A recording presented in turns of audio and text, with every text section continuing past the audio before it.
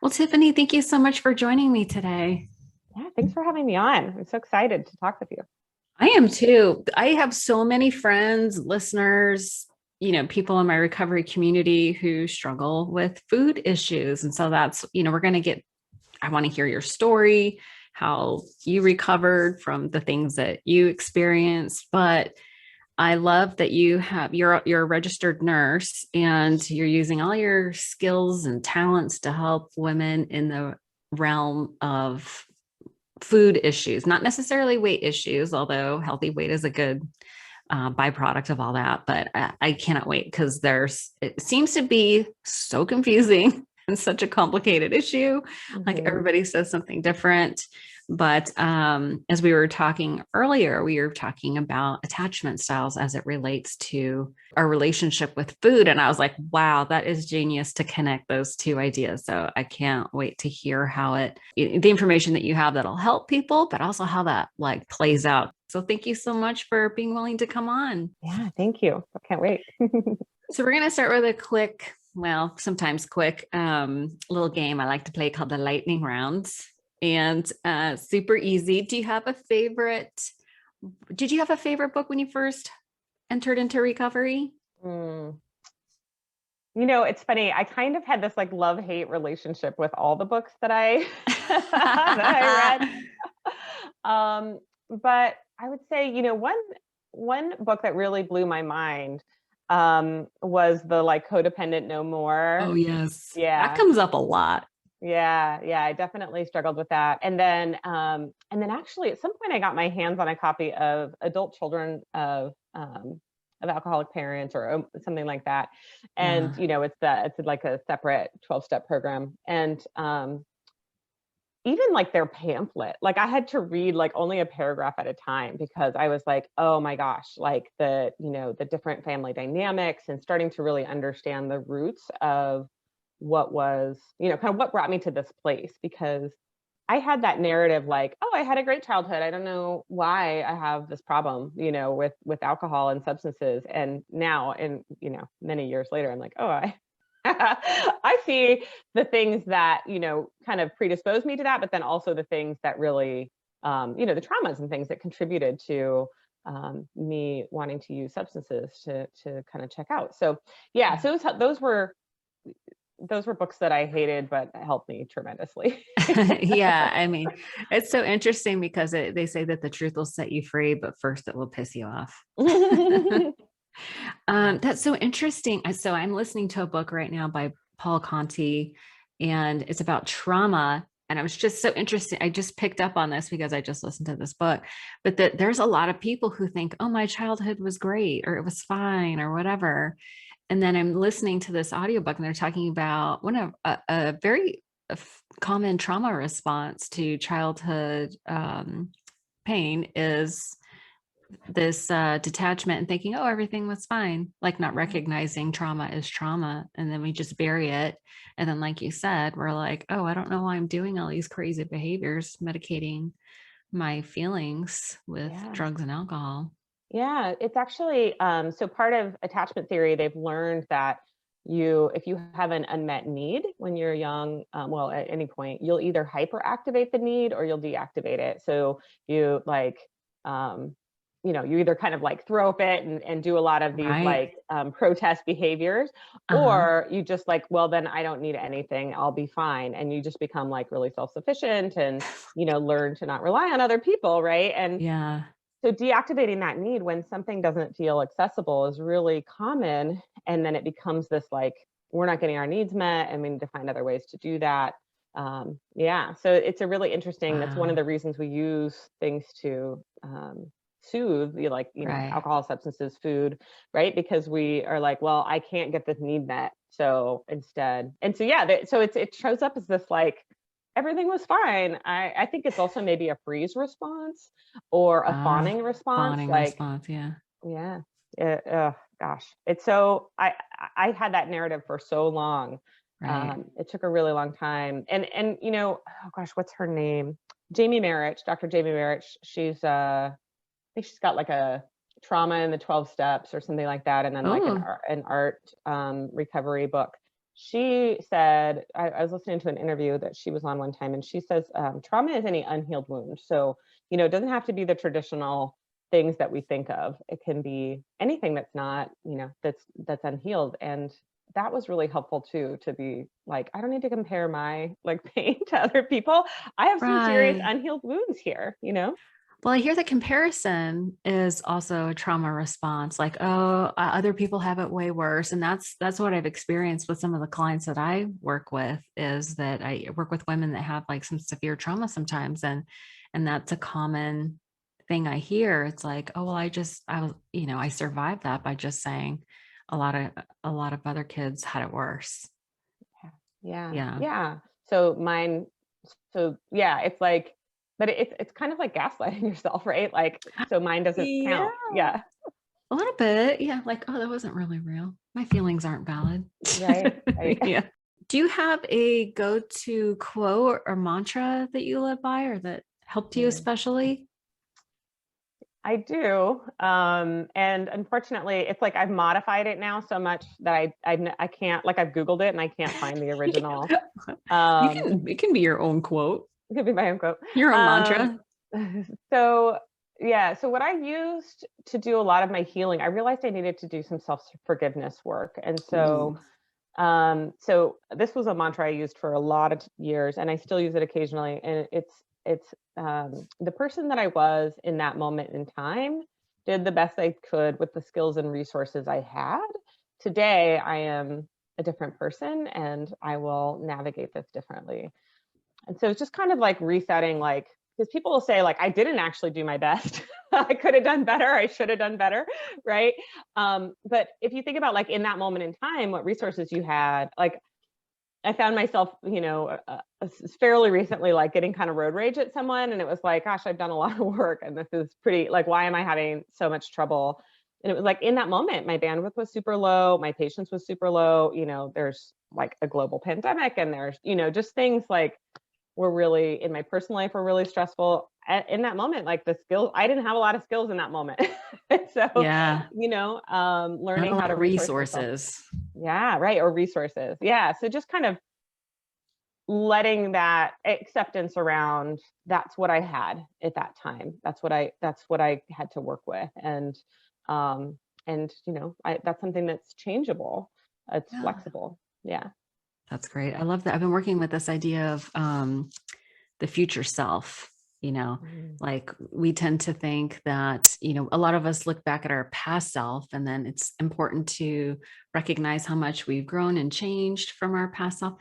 And then we can extrapolate and project forward and being like, you know what, our future self is going to be better. We're going to continue to get some more skills.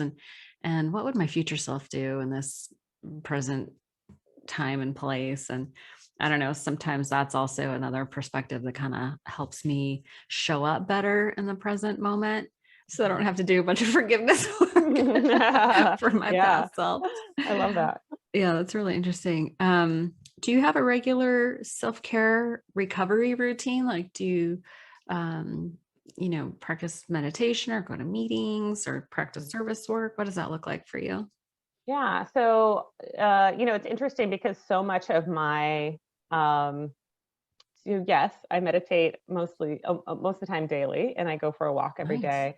Um, but so much of my life has been so personal growth focused, Yeah. that, basically since I was, the first time I went to treatment at 16 years old, right? Yeah, I went to Wow. treatment at 16.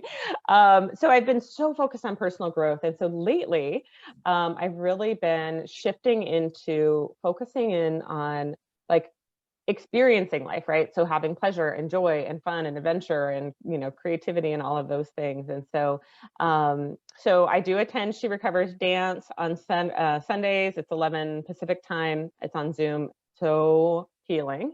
Oh my God, I've been And thinking about doing that. It so sounds good. fun. It's so good. I've been like literally dancing and just like bawling. I've had other times where I've like dancing and a poem will just like come out. Like I have to grab a piece of paper and start scribbling a poem out. Really? Yeah, it's so beautiful. Peyton does such a good job with the playlist. So yeah, so recently she had a song by Tony Jones called Healing Is Not My Purpose. And one of the lines is, my purpose is to satisfy my soul. And that is just so present for me right now. Ooh, Like, what would it take? Does this thing that I'm doing satisfy my soul? Does this contribute to it, or help remove barriers from that?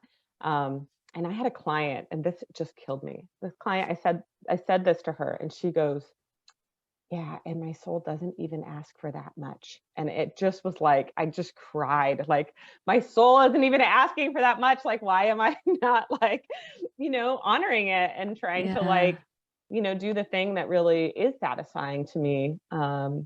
So Healing is not my purpose. Is that what you initially that's the said? song. Yeah. Healing is not my purpose. And oh, it's so Wow. powerful. It's such a That good is song. hitting me to the core. Because it's so tempting to fall into that whole, I'm a total self-help junkie, right? I'm Totally. constantly like learning things. I'm like, oh, I love learning things and passing it on. I feel like that is my purpose.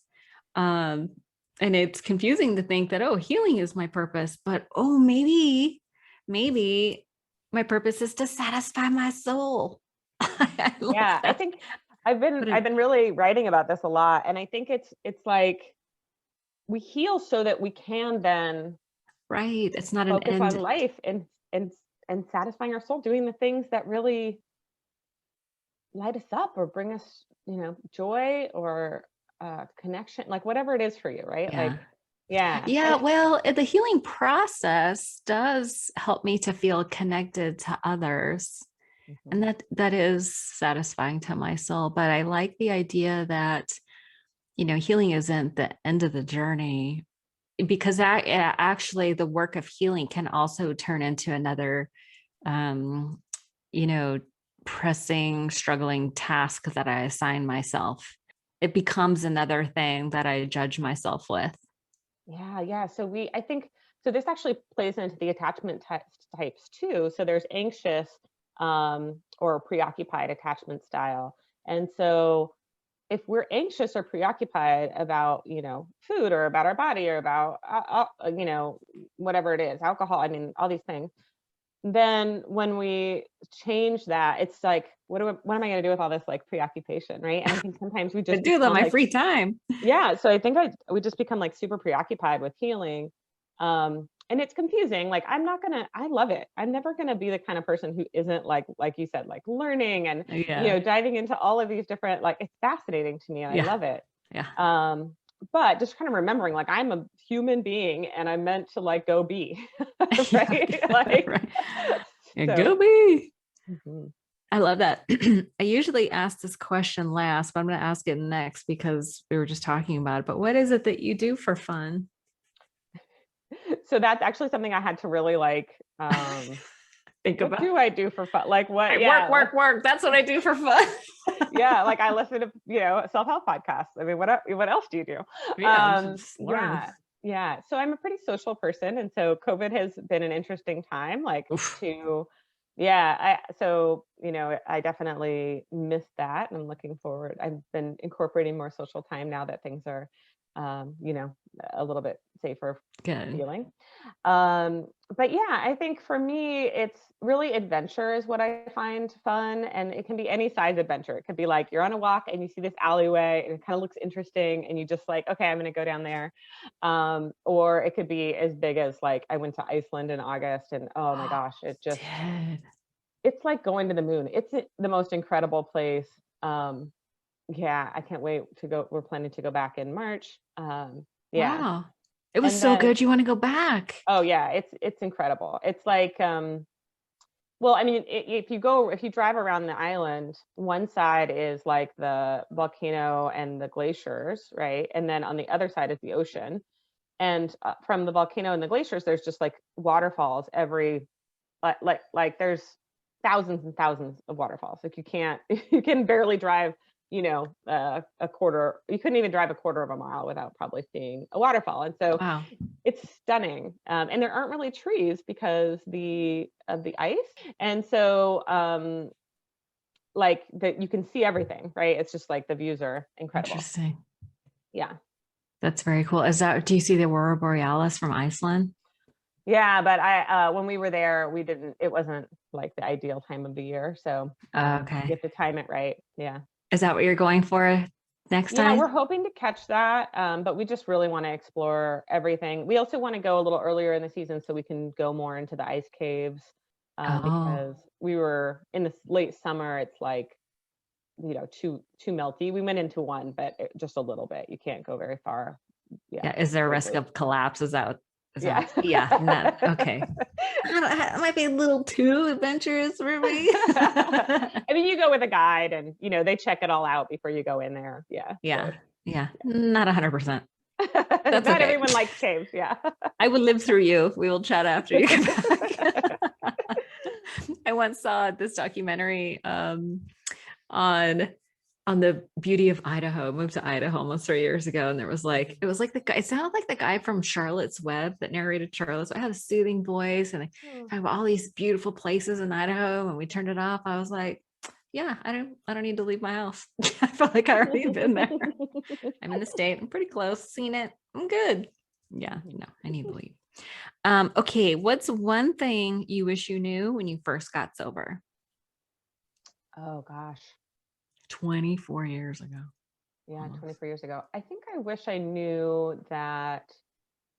Um, I don't think I could say one. I think I have to say two. So one is that um, this kind of idea of like it's not my fault. Oh Um, yeah. Oh, you it's so know, good. yeah, Goodwill like Hunting. Did you see Goodwill Hunting? When I'm he's not like, oh, it's sure. not your fault. Oh, Matt yeah. Damon. You have you not seen that? I feel like I should have, but Matt I Damon and Robin Williams. Robin Williams plays like don't this know if Robin therapist, and Williams. Matt Damon is this math genius All right, I'm gonna have to check it out. slash thug with a very tragic past. Oh my God, girl, you are gonna please call me after you Okay. watch that movie. You're just gonna be like, oh my God, it's not your fault. Yes, Okay, it's not your sorry, fault. digress. Yeah. And then the other is like that it's not gonna, so there's like a difference between this feels bad because this is like not the right thing for me, right? And then there's Uh-huh. the like, this feels really uncomfortable because this is new and I don't know what I'm Right. doing yet, right? And so like Yeah. just kind of like understanding that it doesn't feel amazing. Like that doesn't mean that you're like on the wrong path because it feels like stretching your edges. Yeah, no, that's a really good point, right? Like when you first start doing something like golfing or whatever, everyone expects, oh, you're just going to be bad at it for a while. It's going to be uncomfortable. You're not going to know how to hold the club. It's just going to be weird. You're going to be self-conscious. But as you keep doing it, it gets better. But that's like growing pains as opposed to pain that's destructive, right? Right, I right. was so familiar, and I bet you were too. I was so familiar with destructive pain that I got used to that. And Yeah. the idea is that if we can get used to destructive pain, we can absolutely get used to growing pains. Yeah. Yeah. Yeah. And kind of learning the nuance of that is so, because I kind of became a martyr, and it just was like, oh, I'll take on like everything, for everybody else and be like Right. people pleaser and all that, all of that. And didn't really understand that like martyrdom isn't, that is also a destructive pain, right? But it's like, it Yeah. feels like the right thing or the thing you should be doing. And so just kind of learning the nuance between like, what is the kind of pain of growth for me versus the pain Right. of like doing something that doesn't satisfy my soul or like Nobody has ever said that. And I think I'm so glad you brought that up. That's one thing I wish I knew too in the very beginning. Really good. Okay. Well, that was a lightning round. That wasn't so bad, right? Okay, so I would like to know, how did you get into rehab by 16? So I typically like to start off with like the family of origin, like what did dad do for a living? What did mom do? Siblings, that kind of thing. Can you kind of paint that picture and we'll get to how you got to, I Yeah, mean, you already sure. talked about adult children of alcoholics. I'm guessing there's some Yeah. So family. yeah, so my mom was like one of eight. She had a very like impoverished, a lot of chaos in her childhood home. So she really didn't drink much at all, but ended up with my dad, who got sober when I was two. And um, and so my parents were actually pretty stable. My dad was like a steel melter, and my mom worked. She was a civil rights investigator actually. And so they were very stable, but the rest of the family was like not, right? Um, and I always just figured that my struggles with alcohol came biologically from my father. And I didn't really realize that there was a lot of family dynamics. So it turns out that actually I don't usually share this story online, but that's okay. That my mom had an affair and that I was the product of this affair. And I didn't know. So my dad that raised me was not actually my father. So I actually don't have his genes, like biologically, although there's substance use problems in my mom's family as well. But there's still that like dynamic there of like, we don't talk about our problems. And my dad's drinking got really bad when I was, when my mom was pregnant with me, because he knew that that I was not his. Anyway, so they lied to me like my whole life. I discovered it when I was like 26, and I just figured it out myself. And so that really like helped to understand, like, of course I felt like othered. Oh my God, I have to ask you, how did you figure it out when you were 26? My parents went through a divorce when I was 18, and at that point my mom had an affair, and so I just kind of A second had one? Yeah, second one. So it was kind of like in my mind that she was capable, that was something that could happen. Oh, And one day I was just looking at a picture of me with my dad and my aunts, and I was just like, I really don't like, they're all like tan and, I was like super white and they're all kind of like petite and, whatever. It's just like, I don't really fit. Like, I don't look like them, but also, I mean, I didn't look that different, but I didn't really look like them, but also just like energetically, like I just didn't fit. And so knowing that my mom, had an affair at some point, I was like, okay, well, maybe she had an affair. And sure enough, I called her, and sure enough, like you just asked her directly? I asked her directly. Yeah. And she said, it's not a good time to talk about this. It was like, I actually don't care. Like, you need to tell me. That's a yes. Yeah, right. Like, she didn't deny it. Yeah. So then, and I thought maybe my dad didn't know, but learned that he did know, and that they decided to, just raise me as his.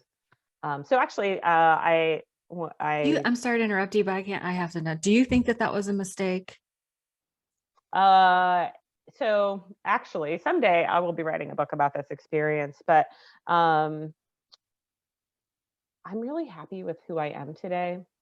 And while I was really angry at my parents and hurt, like, I wouldn't be who I am if I hadn't had the experiences that I've had. And so I have a lot of peace around it. I have since just 2 years ago, coming up on 3 years ago, met my biological father. And I had some grief around not getting to meet him or know him until I was 40, essentially.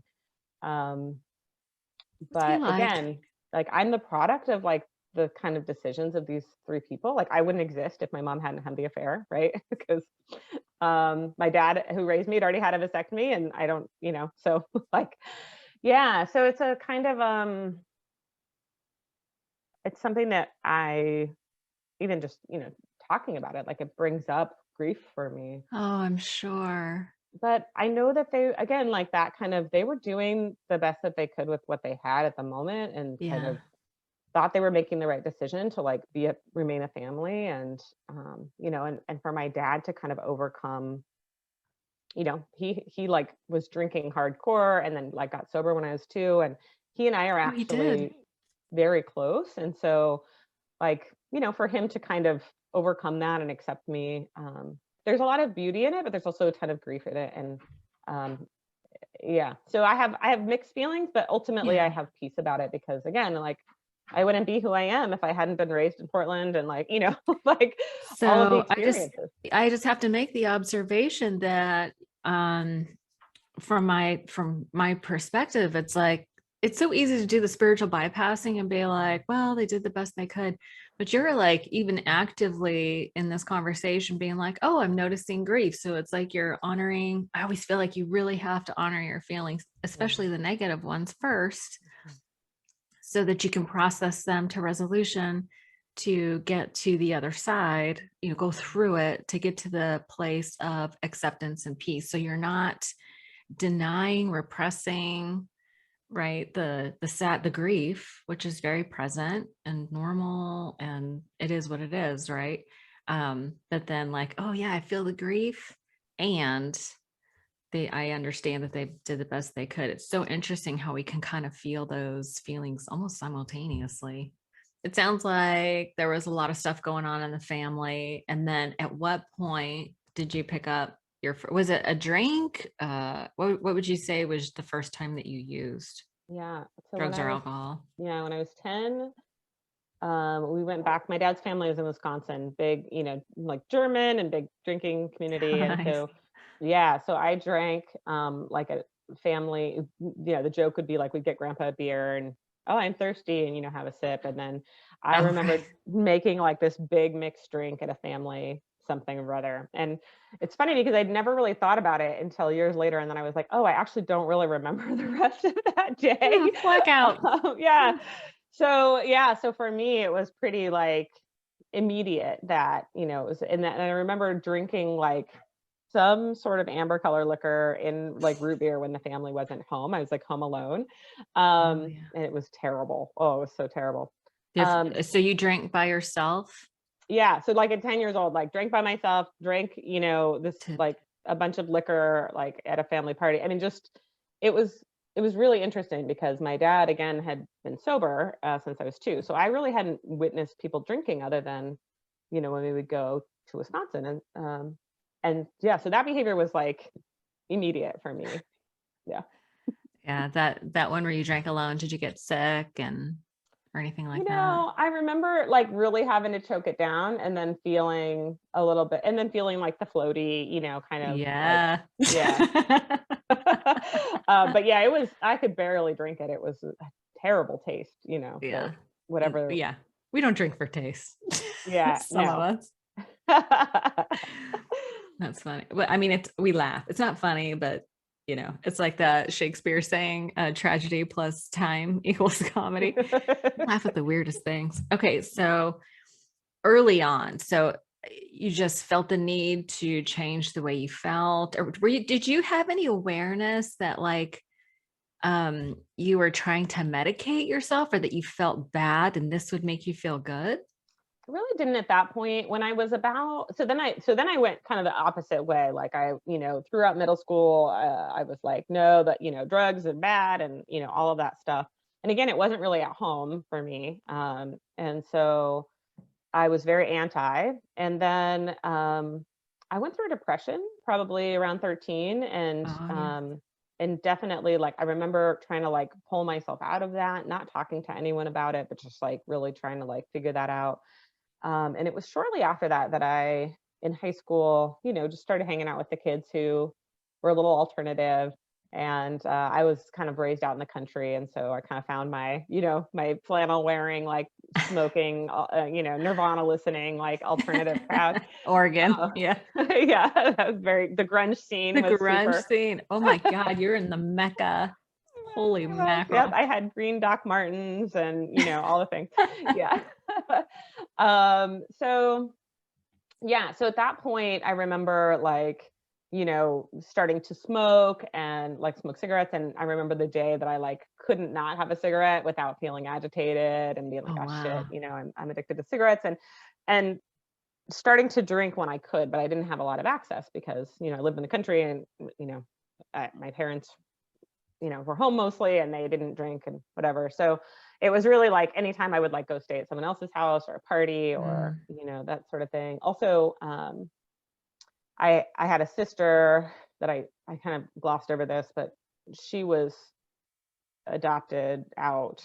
So she found us, and she was in college. So like the first time I smoked pot, I like went and visited her at college. And Wow. but she didn't even want to. It was interesting. She didn't want me to smoke, but I was like, well, I'm going to do it anyway. So you might as well like know that I'm doing it with you where I'm safe. Like this was like at Oh. 14, I was like, And she was in I'm doing this. college? Yeah, she was in college. So it was, anyway, I really pursued it. Once I decided that I wanted to do that and kind of did feel the relief from it, it was like, uh, I pursued it pretty much as much as I could get my hands on it. And Right. so, when I was 15, I started using amphetamines. Smoking pot, using amphetamines, drinking whenever I wasn't going to be like driving or, well, at that point I was driving. At 16 I was driving, but whenever I wasn't going to be with my parents.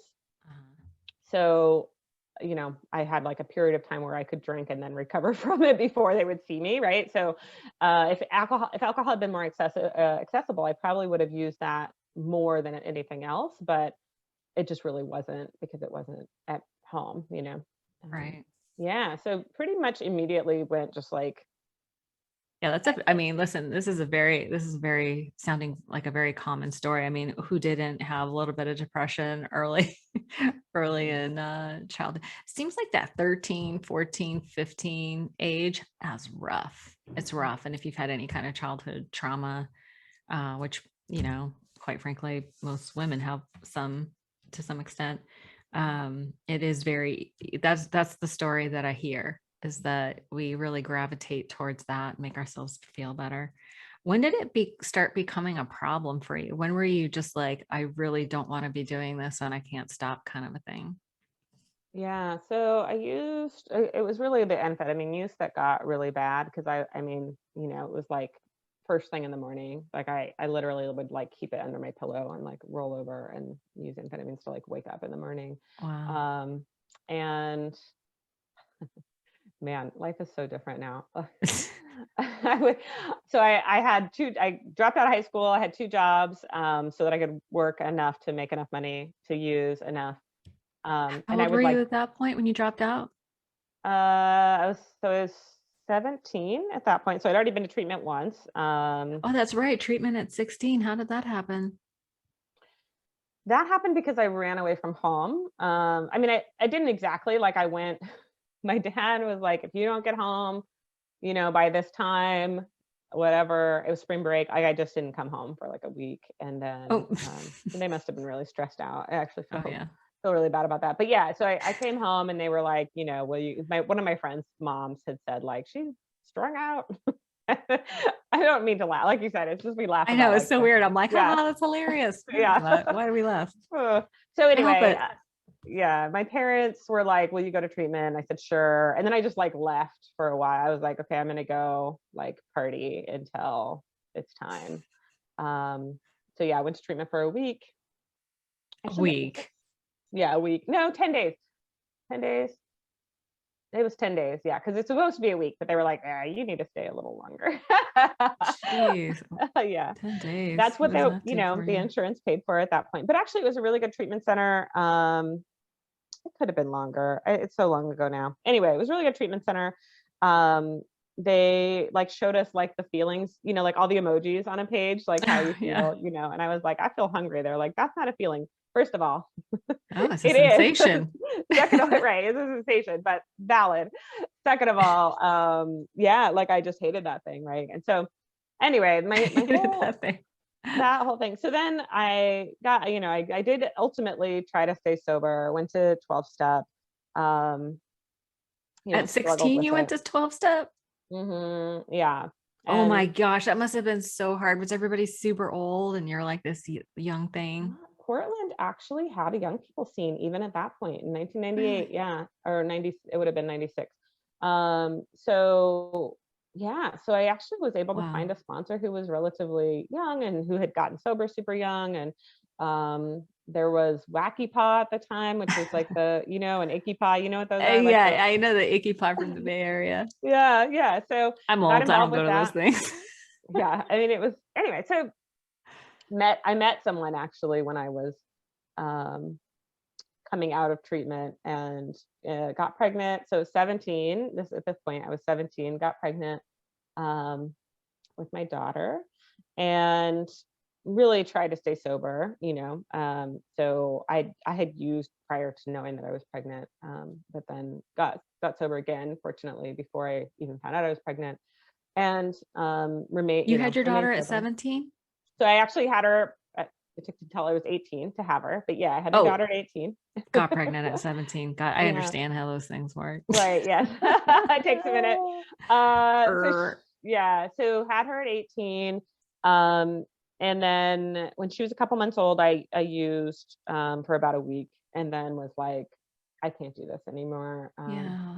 I remember like one day I woke up in the morning and I'd been drinking and she was only in a diaper and I had put her to bed in like a onesie and I didn't remember. Like I knew she must have just like, leaked, her diaper must have leaked. I must have changed it and whatever. But the fact that I was like handling my infant child and couldn't remember any of it Right. really Oh, that shook must me have been up. so scary. Yeah. I think I still drank like a couple more nights because, That's how how it we do. goes.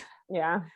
But in retrospect, like that moment really, I was like, I can't, like I can't raise this human in a fair way or a Right. safe way and keep using. So So that's when you got sober that's after it. that? Yeah.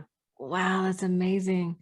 Yeah. So I know you're 12-step oriented, like that's, you did that for a long time. Mhm. And I understand that so it sounds like it worked for you for a long time. Yeah, I went for a long, long time. And eventually I felt like as a woman, as someone who's prone to like martyrdom, people pleasing, all of those things, some of the messaging just stopped working for me. Mm-hmm. This idea, I just kind of got the feeling like, like once an addict, always an addict, and it's like, I don't think that I'm like cured. But I also don't identify that way anymore. Like I feel like I'm a whole person, Yeah. and some of the other messaging, I think for women, it's particularly challenging. Like, the program was written for, by Yeah. men and like, and, Right. some of the stuff around like, yeah, there's just the false idea, like, oh, Character defects and yeah, fundamental yeah, self-centeredness and yeah. yeah, which is, I mean, again, it helped me for a long time. And so I Yeah. can't, uh, I encourage people to do that if that's what works for them. But Yeah. also consider like having some other perspectives, right, in your recovery. And I really love like some of the more women centered, Women for Sobriety. She recovered. Women for Sobriety is coming to Portland in June. Oh, yay. Yeah, I'm going to present there. Very But cool. it's, there's a reason that, well, there's a book I didn't mention before that I love called Burnout, and it's by Emily and Amelia Nagowski. And they talk about this idea of being human givers instead of human beings, right? And our whole thing being focused on that. And I'm not saying that AA necessarily, I just think for women, we tend to be more prone to be those human givers and always looking at like, what is my fault? Instead of like, there's some systemic things that also contribute, right? And there's some Right. like family dynamics that also contributed to some of the trauma that I had Yeah. to heal That from. is a balanced perspective. Yeah. I appreciate the balanced perspective. I got to the place. There's some programs. Have you heard of like Big Book Awakening? Mm-mm. It's like I loved it and hated it. Because I got to some new insights, but it was fundamentally, it was like everything is your fault. Like all, as I was going through the process and I was really struggling with some like long-term issues, and all roads led back to I'm doing it wrong.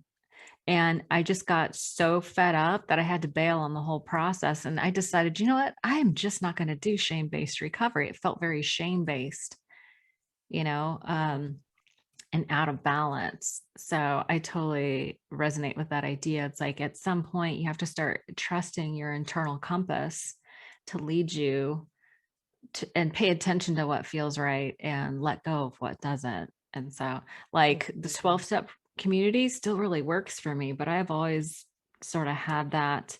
I do all this other stuff too. And I'm definitely a take what you like, leave the rest kind of girl. Yeah, that is very succinct, like the shame-based, Mm, that can't do that's it. what happened for me, is like nothing that was kind of shame-based worked for me. Like I just went, Mm-mm. there was just this point at which I was like, no, like, and the your Yeah. own internal compass. Actually, we were talking about my last name, so North. That's why I Oh chose North. yeah, so Is good. that like that Chosen. idea of like my own true north and Hmm. using my internal compass. And so I had to kind of withdraw from places and to find that myself, but I don't think everyone does. And I think it's really important to have that like you're saying, like other things adding to it. Um, Yeah. so that you're getting, because yeah, again, there's things, it was really helpful for me to look at like my Yeah. defects, like, oh, I was judgmental and you know, It's a like these kinds of magical things. process. It's like a crisis management in the very beginning for me. It was like I needed a quick way to like sort my shit out quick. And it Yeah. did lead to those initial, like when I showed up to the 12-step rooms, I was totally self-centered, but incapable of self-examination. And that was the Mhm. first time they really like helped me sort out a bunch of things and set me on this path that I still love to this day. And it's been a magical process, but I'm an adder honor. I did the Course of Miracles and I did therapy and I did, oh my God, so many things. Yeah, I love that. Yeah, that's cool. Sorry, this is not about me. I always make it about me, Yeah. self-centered, but in a fun way. I think Anyway, it's like connecting and identifying like, oh yeah, I can relate to that. Yeah, yeah, I do the same. yeah, Yeah. yeah. So fun. Okay, so wow, I totally had so many questions for you that I chewed up a lot of your time. You still good? Yep. I'm good. I'm good. Okay. Because a lot of women have this unhealthy relationship with food. Um, so I feel like when we were talking about the attachment style, so give me your theory. Like, how do attachment styles relate to an unhealthy relationship with food? Like, how does it show up? And then once we recognize it, what do we do to start healing that? Yeah. Yeah. So I had already, I'm a nurse. I'm trained as a coach under my nursing license, and then I had become trained in intuitive eating, and I'd already been doing this work. And then I started going through some relationship stuff and realized that I had an anxious relationship style. And It's so I always read how this, it starts. right, totally. So I was reading books on attachment theory, Okay. and as one does, right? Yes. Um, and was reading the book Polysecure. I'm also non-monogamous, so that book is more for people who are non-monogamous. Oh my God, you waited till now to tell me this? So many questions. Dropping a lot of bombs. Non-monogamous, Yeah. polyamorous, or is Yes. that something different? Well, non-monogamy is the umbrella, so it can look like all kinds of things. Okay. But I am polyamorous, and I am what's called solo polyamory. So I live alone, and then I have like partnerships of different varying commitment levels. But it's all transparent, and we're all in Oh my God, agreement. that sounds so evolved. Thank you. I love Uh, it. well, when I started the Can journey, we I do was part not two? feeling. We totally can. We totally With can. that being the focus. Okay, sorry to interrupt. Yes. So the book Polysecure, it's great for anyone, even if they're Polysecure. Polysecure by Jessica Fern. And it's great for anyone dealing with attachment stuff in relationship. Even if you are monogamous, it can really help your relationship. It's such a good book. And so the author was talking about, I was listening to it on audio, and she was talking about how, oh, her voice is so soothing, how we can heal our attachment issues in relationship with other people, but we also have to do healing work in relationship with ourselves. And I was like, oh, I've done that. And I did it through my relationship with food and my body. And that's Wow. why, like, I'm feeling so much more solid in my value and my worth and all of these things. And then it was, something I could bring to my relationship and work on healing in relationship. And it hit me that we do have an attachment relationship with food and an attachment relationship with our body. And so the attachment styles, there's like preoccupied attachment or anxious attachment, there's avoidant, and then there's avoidant dismissive or disorganized. And so and then there's secure, right? So or earned Nobody wants to secure. talk about that one. No, right, like, yeah, if we're having That's problems not with a food, problem. yeah. Like, everyone has that one friend who just like food's easy, like they enjoy food, it's no big deal, but they also like, they feed themselves regularly and well, they like to exercise, but like it's just not a thing for them, It's not a right? thing. Yeah. We all have that one friend. That person is secure, probably. Okay. All right. So people who are more preoccupied, like I realized that in my relationship with food, I had been very preoccupied. So a lot of dieting, a lot of restricting, a lot of like, okay, Monday morning, very focused on food planning and prep, but a lot of trying to like control or manage my body and trying to feel like good about myself through trying to achieve this like ideal, right? Wow. And so that's the like anxious part. That's the like, I'm trying to feel safe here. And what I think I need to do is control or manage. But you can't come to balance through controlling. Like it Oh. doesn't, you never get to balance. Oh my God, say that again. You can't. You can't come to balance through control. Like you'll just never find a place of peace and ease and Just hit balance me like through a ton control. of bricks. That is amazing. It's so true. Yeah. Yeah. So what we have to do actually is become more in tune with our body, build that body attunement, have our body be the internal compass for how, when, what, why, like the way that we interact with food.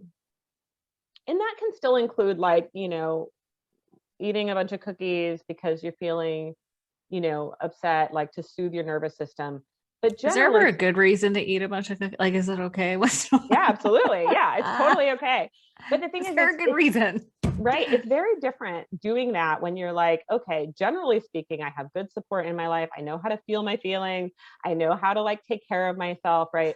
In this moment, I really need, this would actually feel really nurturing to like lay down, watch Netflix, eat a bunch of cookies. That's okay if you're doing it with attunement and discernment. Like I'm choosing this for myself, but this isn't my default. Like this isn't the only way I know how to take care of myself, right? Okay. There's a big difference there. I'm devising a plan to fuck up some cookies later today. I know everyone's like, okay, where's my cookies? So That's okay. Yeah, see, that's why I don't do that because I'm okay. Anyway, again, yeah, not about me. so it's okay to choose that for yourself. But it's more about, why do I feel the need to like soothe using food? What are the things that are driving that response, right? So the behavior, we think the behavior is the problem. I have to control or manage the behavior, but actually I need to like heal the stuff that's underneath that and learn how to actually get that need met. So we talked at the beginning about hyperactivating or deactivating your needs, right? And so if you're deactivating a need for connection with a partner or with a friend or family or whatever, you're going to need something else, right? So then we might use food for that connection, but that's not really fulfilling the need. Got it. Yeah. So So hard to know sometimes what it is that we need. Right. Like I practice this rain meditation. I just wonder what your thoughts are on this. Like I practice this rain meditation by Tara Brach and rains. Are you familiar with? Oh my God, it's so good if you haven't tried it. I haven't tried that Rain meditation. meditation by Tara Brach. I talk about it all the time, but check it out. I think you would really like it. But rain stands for, it's a way to process and resolve negative feelings and sort of land and end with like these positive feelings. So it's a really interesting process. But RAIN stands for recognize, allow, investigate, and nurture. Nice. And I always get kind of confused in the investigate and nurture part because it is the question, what is it? I recognize that I have like this discomfort or anxiety or sadness or whatever. And then I allow it. I was like, where is it in my body? Where am I feeling it? Where am I holding it? What does it look like, feel like, whatever? Investigate, I guess more of that. But the nurture part always kind of throws me. It's like, oh, what do I need in this moment? And she offers some things like, oh, maybe a gentle touch, put your hand on your heart, and maybe you need some reassurance. But that's where I get kind of like, if I knew what I needed, then I wouldn't be eating the cookies. Yeah. Like I know that meditation is good, call a friend, go for a walk, but why does it feel so unsatisfying in the moment? Like why the cookies? Is it just because it's like a dopamine hardwired response? Like my brain remembers that the cookies feel better? Yeah, if you think about it, when you're an infant and you cried, like ideally somebody picked you up and held you and fed you, right? And so all the way back to when we're young, we do associate food with nurturance and care and comfort and yeah, it is soothing. So there's 4 ways to soothe your nervous system. So there's auto regulation, which is like Netflix, drinking, cookies, sex, Oh, well, wait, you not lumped always sex. Netflix in with the bad things. I I mean, think that was a it is mistake, right? soothing, right? Like it's totally Fuck, everyone's always soothing. calling me out on Netflix. Okay. I watch Auto Netflix. regulation. Auto regulation. So that's just autopilot, right? Autopilot. Okay. Yeah. So then we've got external regulation. So that's where someone else, like if you're getting a massage, right? Someone else does it Oh, for you, or like a parent would do for a child. Then there's co-regulation, which is like hugs and laughter and skin to skin and, connecting. And then there is self-regulation, which is intentional. So it's, it is meditation, it is going for a walk, all of those things. But those things, co-regulation and self-regulation, take a lot of energy and bandwidth. Auto-regulation is cheap, easy, fast. Like it's like you don't have cheap, to easy, do and fast, anything. like my Right. best friends. Right. You don't have to do anything. And so there's, again, like it's fine to choose that, right? Like, but if you're doing that all the time, again, you're probably not getting your need met, and Right. it's probably not going to feel great. So you said, why is it so unsatisfying? And it's sometimes accepting in support is really hard for people, Yeah. especially if you didn't have a consistent, like safe, comfortable way of receiving support. Right. Or if you don't have people who are very attuned, people in your life don't know how to support you. And if you've been hyper independent, Yeah. that's not going to be a dynamic that you've introduced into your relationships very much, right? And Right. so like I'm learning how to teach my partners how to like actually support me. What do I actually need in that moment? And I have a partner who we're very bonded and committed to each other, and we're trying to heal these attachment things. Mm. And he's very like, tell me exactly what would be helpful to hear, so that I know. And it feels a little silly to be like, okay, this is Oh, exactly girl. what would actually, and it's so vulnerable. Mhm. But then when he is able to actually say something like supportive in the moment, it feels so healing. It does. Can I tell you a funny little side note story? I totally have an example of this. And I think, anyway, I will tell my husband, because he grew up with women who were like, don't fix me, just listen. Mm-hmm. Right. So that was like ingrained in him. He was the only boy in the family. And then so in our relationship, I'll talk to him and he'll be like a plant. He won't even say anything. And I'm like, are you even hearing me? He's like, I have his full attention, but I'm like, don't you have some feedback? So that used to throw me. So what I realized, I had some women in my life who were like, you need to take responsibility for your feelings. If you don't know what you need, how are you expecting him to know what you need? That like is not fair. So I was like, oh shit. I was like, okay, so here's the deal. I would go to him and go, I'm going to tell you a story. I'm going to vent. You don't need to fix me, but when I stop talking, I need a poor baby and a hug. And he'd be like, okay, I'm ready. He'd like brace himself. And so I would unload and then pause and kind of give him the wink, wink, like that's your cue. And he'd be like, oh, poor baby, give me a hug. And then I'd be all better. That's awesome. I have kind of a similar, so this partner that I just mentioned, a lot of times like he's super like introverted and doesn't talk a lot, and I talk a ton. And so like I'll be just talking. Perfect match. And then I'll stop. Yeah, it's great. He listens all the time, right? But I'll stop, and he won't like say a lot. And so finally, I started just being like, and now it's your turn to say something. It's your turn. Any thoughts for me? We would kind of laugh about it, but like, I'm like, no, I actually do want you to respond. But one thing we realized is that I'll very tangentially, and he's like, yeah, I mean, I had some things to say at some point, but like they kind of went out of my brain. And so now I know to like, if I want more, I have to like pause more frequently and like let him, and for like a long time, and then he'll say some things. Or a little prompt in with a little, do you know what I mean? Yeah. You feeling that? What do you think? Yeah. You still with me? Any thoughts? I had a friend who used to tease me, and she'd be like, oh, you're so self-centered. You're just like, oh, I'm tired of talking about me. Can you talk about me for a minute? Oh my gosh. And I was like, yeah, totally. I hear you. fun. Yeah. That's good. It's good. It's good to have that open dialogue and I mean, you have so much self-awareness. That's amazing. It's like you have all this self-awareness and you're like, oh, and then you have a partner who's willing to kind of do the dance with you and figure it out as you go and modify behavior. That is precious.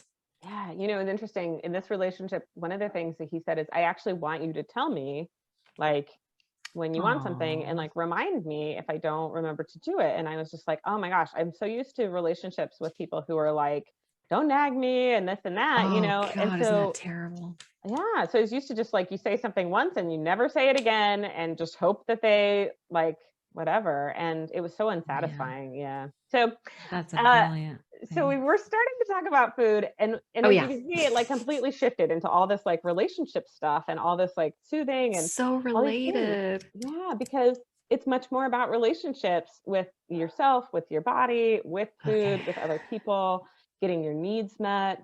And so it's really not that much about the food. Like people Oh, are like, but I swear it's about the food, but it's sorry, I'm house sitting and this doggy is oh, I don't like, even hear it. You're fine. okay, okay. But yeah, people really have so much shame about, these behaviors around food. But we really have to back up and look at the why. And that's where the attachment piece comes in. Like, Okay. oh, are you preoccupied with food or anxious about food? And what are the things that kind of led to that? Like, oh, were you on a diet at, I've 10 had years clients like old or 4 years old, they're put on diets. Like, oh my God. this kind of thing. People who are more avoidant, like, is this, were you forced to like eat food that you hated? Were you told that how you feel doesn't matter? Whatever kind of dynamics you had growing up, like that wiring gets really ingrained. And so we have to look at the wiring underneath that, but Mhm. letting go of the shame, getting curious, removing judgment, like number one, because if you're just beating yourself up about the cookies, we're never going to get to what's really going on with you, what really needs to be healed to come to that more secure place. Yeah, and I feel like this work has to be done with somebody else because it's so difficult to examine your own internal framework. Like you Yeah. really can't see what you can't see, right? So you can be too close to it to see it for yourself. And that's why I think it's so important to work with someone else because that, like I could see how you'd be like the guide. Like you would know what questions to ask so that somebody can get in touch with a feeling or a process or a pattern that they might not be aware of. Because it's really, for me, like identifying the patterns was the hard part. And then once I had clarity about the patterns, it's like flipping a switch. Once you see, you can't pretend you don't see. Mhm. Right. And so I feel like kind of understanding the why and the underpinnings of what compels us to make these choices, like all the attachment styles you mentioned, is so helpful because with every problem comes a solution, right? So it sounds like processing, like understanding and processing your patterns is sort of like the way to, well, you tell me, but is that the way to intuitive eating, is like reconnecting with self and understanding self and healing that trauma? Yeah. So body attunement is really, and that's just being in tune with you really described doing some of that with the rain meditation of like, what are the sensations that are coming up, all, these pieces. So getting in tune with what's present in your body and then learning to honor that. And I have like a tool for that we can talk about in a minute. Um, but but with, especially for people in recovery, there are a lot of barriers to body attunement. It might not feel safe to connect in with your body. You might have been told that what's happening, your sensations, your emotions don't matter, or that's just like so low on the priority list because your nervous system's so dysregulated that you can't like actually sit with what's present in your body, right? And pain is another thing, feeling like there's something wrong with you, that you're like inherently bad, that's going to be a problem because why should I take the time to be attuned to my body if I'm just a terrible person, So shame is a big barrier, right? Yeah. So there's a lot of barriers. And so that's why working with someone can be really helpful is like identifying those barriers, modeling compassion and curiosity, really, getting to the root of things and then developing that body attunement and really letting that be the guide for, if you want to eat the ice cream, like you're an adult, eat the fucking ice cream. Like, I didn't ask Life if is we could short, swear, eat the ice but cream. you know, but also like, if you are, if you feel that you are valuable and worthy of love and respect, like at a core level inherently, then if you really believe that in your bones, then you're going to want to eat like, some veggies and like Yeah. feed yourself regularly and well, and you're going to want to move your bones and, these sorts of things, right? You're going to pursue joy. So it's much more about, healing that relationship with yourself ultimately. And Always, then, always. changing the behavior happens naturally. Yeah, it happens naturally. Yeah, because homeostasis is really our natural state. Yeah. Yeah. Yeah. Yeah. You need all the things, right? So We what know. like what happens is people are like, oh, these behaviors are a problem. I'm just gonna stop the behavior. And that's where the whack-a-mole comes up, right? Like, okay, Yeah. well, maybe for a minute I don't, eat the cookies, but then I'm gonna like, you know, go have sex with somebody I don't want to have sex with or something. Yeah. I don't know. Right. Oh That's a shoot. thing. That is a thing. But like underneath all of that, there's something like pushing those moles up. So we got to get to that. Yeah, it's so interesting because I've come to understand like the whack-a-mole game, that's all surface. It's not about the alcohol. It's Mhm. not about the drugs. It's not about the food. There was this old timer that used to say the solution is simple, it's spiritual, and it has nothing to do with the problem. Right. And that's so often what I find when people present with certain problems like food disorders or addictions or obsessions or, addictions that are either process oriented or chemical oriented. But at the end of the day, it always boils, almost always. I just talked to somebody that was like, I didn't have any trauma, still became a drug addict. And I was like, okay, that happens too. But typically, there are some underpinnings there that are driving the behavior. So I really appreciate this process of, and food. It's not like you can be abstinent from food. Yeah. No, it's, we have to feed ourselves ideally, 3+ times a day, every day for our whole lives. It's amazing to me how complicated, like how many people I talk to that like don't eat all day and then they're starving and they go into primal hunger and then they eat all night and they're like, I don't know what's happening. I'm like, how about eat some food during the day? I mean, it seems so like I have talked to so many women who are like 50 years old. And that, I mean, it seriously, for me, Yeah. even it was complicated. Like, oh, well, but I'm working during the day. Like, yeah, you still Well, need fuel. Like, that's why you there's know, something called a so lunch hour.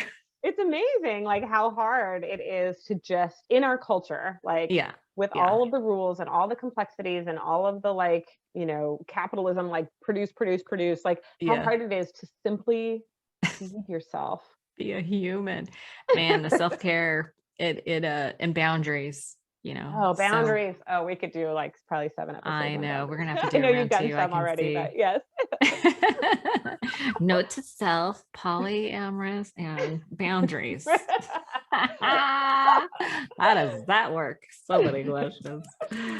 No, this is really amazing. And I could talk to you all day. Maybe we will have to do schedule around two, but let's how do people get a hold of you if they want to learn more, maybe start working with you? How do Yeah, people get a hold of you? if somebody's interested in working with me, they can just email me, Tiffany@CoachTiffanyRN.com, or they can go to my website and take the quiz, Coach Tiffany Oh, the RN. quiz. Who doesn't love a Yeah. quiz? Who am I? Tell me in a quiz. Yeah. If you want to know your food attachment style, it's CoachTiffanyRN.com/quiz. Awesome. Tiffany, it was so much fun talking to you. Yeah, I so enjoyed our conversation. I think I I know, think me we both too. were like, oh yeah, we're gonna have lots to talk about. So, and I can't wait to see you in Miami. We'll have to like I know, meet up. into Yeah. April. I'm so excited. We're like a couple weeks. Well, I'm leaving on April 4th. So I'm leaving in 2 weeks to go see my family. Wow. But yeah, That I'll is see you coming in up about a quick. I month. was so hoping to lose a few pounds before, but it's not going to happen. I have a Yeah. muffin sitting on my desk right now. And that's the thing is like, we're that like my life purpose is like satisfy my soul, right? And so I'm like, I'm totally wearing the bathing suit and doing all the things and just gonna like enjoy being Yeah. there. I'm Yeah. just grateful we're going to be with just like a bunch of women who are just so self-accepting and accepting of Mhm. each other. Ah, I'd it's be gonna be like, yeah, beautiful. I'm 53 and this is what I look like. Yeah. I can't wait to do the disco. Oh, the Yeah. silent disco. I Oh did my that in gosh. LA. It was hilarious. Yes. I was there too. I'm sad we didn't meet then, but I know. now here we are. I know. Here we are. We'll meet next Yeah. time. Well, thank you so much Awesome. for having me on. I so Thank you appreciate it. so much. It was so much fun. Well, and we'll schedule round 2. Sounds good. Thanks. Thanks. Bye-bye.